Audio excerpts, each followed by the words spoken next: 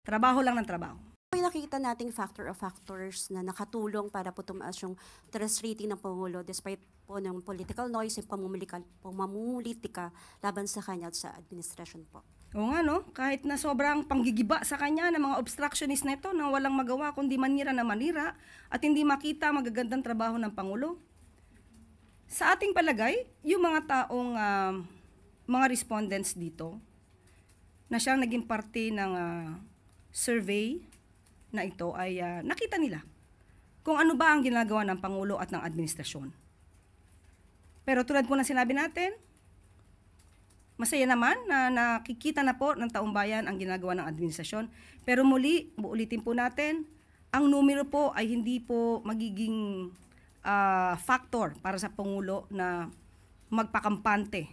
Dahil kahit ano pa pong numero ang lumabas sa survey, tuloy-tuloy lang po ang ating Pangulo at ang administrasyon na to na magsilbi at magtrabaho.